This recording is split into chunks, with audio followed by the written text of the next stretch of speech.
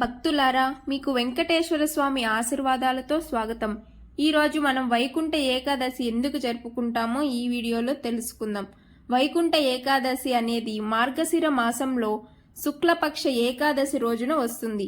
ఈ రోజు శ్రీ మహావిష్ణువుకు అత్యంత ప్రీతికరమైన రోజు.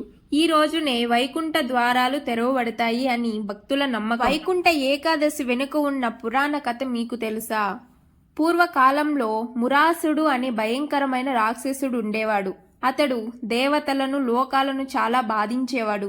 దేవతలందరూ కలిసి శ్రీ మహావిష్ణువును శరణు కోరారు. శ్రీ మహావిష్ణువు యుద్ధం. మహావిష్ణువు మురాసుడితో 1000 సంవత్సరాలు యుద్ధం చేశాడు. కానీ మురాసుడు చావకపోవడంతో విష్ణువు కొద్దిసేపు విశ్రాంతి తీసుకోవడానికి బదరికాశ్రమంలో ఒక గుహలో నిద్రపోయాడు. ఏకాదశి దేవి అవతారం. విష్ణువు నిద్రపోతుండగా మురాసుడు వచ్చి ఆయనను చంపడానికి ప్రయత్నించాడు. అప్పుడు విష్ణువు శరీరంలో నుంచి ఒక దివ్యమైన స్త్రీ అవతరించింది. ఆమె మురాసుడితో యుద్ధం చేసి అతన్ని సంహరించింది. వరం ఇచ్చిన విష్ణువు మేల్కొని ఆమె చేసిన కార్యాన్ని చూసి సంతోషించాడు. ఆమెను వరం కోరమని అడిగాడు. ఆమె కోరిన వరం, ఈరోజు నా పేరుతో పూజ చేసిన వారికి మోక్షం కలగాలి అని కోరింది. అప్పుడు విష్ణువు ఇలా వరమిచ్చాడు. ఈరోజు ఏకాదశిగా ప్రసిద్ధి చెందుతుంది. ఈరోజు ఉపవాసం చేసి భక్తితో నన్ను పూజిస్తే వైకుంఠం, మోక్షం లభిస్తుంది. అందుకే ఈ రోజున వైకుంఠ ఏకాదశి అంటారు. వైకుంఠ ద్వార దర్శనం ఎందుకు? వైకుంఠం అనేది విష్ణువు నివసించే లోకం. ఈరోజు ఆలయాల్లో వైకుంఠ ద్వారం తెరుస్తారు.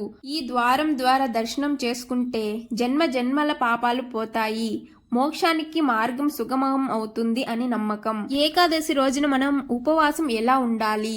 పూర్తిగా ఉపవాసం చేయగలిగితే చాలా మంచిది. సాధ్యం కాకపోతే పండ్లు, పాలు, నీరు మాత్రమే తీసుకోవచ్చు. అన్నం, ధాన్యాలు తినకూడదు. శ్రీ మహావిష్ణువుకు పూజ చేయాలి. తులసి దళాలతో అర్చన చేయడం ద్వారా చాలా శ్రేష్టకరం.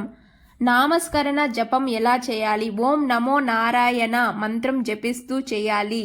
విష్ణు నామస్మరణం, భజనలు, హరికథలు వినడం మంచిది. కోపం, అసత్యం, నిందలు దూరంగా ఉండాలి. బ్రహ్మచర్యం పాటించడం శ్రేష్టకరం. ఏకాదశి రోజున పేదలకు ఆహారం, బట్టలు లేదా వీలైనంత దానం చేయడం చాలా మంచిది.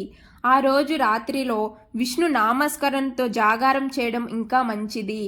ఏకాదశి రోజున అన్నం, ధాన్యాలు తినకూడదు. మాంసాహారం, మద్యపానం పూర్తిగా నిషేధించాలి. అధిక నిద్ర, అశుభ ఆలోచనలు నివారించాలి. భక్తితో, శ్రద్ధతో చేసే ఏకాదశి వ్రతం పుణ్యఫలాన్ని ఇస్తుంది. ఏకాదశి రోజున మనం ఇలా చేయడం ద్వారా మన జీవితంలో కూడా వైకుంఠ సమానమైన శాంతి, ఆనందం లభిస్తుంది. వైకుంఠ ఏకాదశి భక్తులకు, కుటుంబాలకు, సమాజానికి శుభం తీసుకొస్తుంది.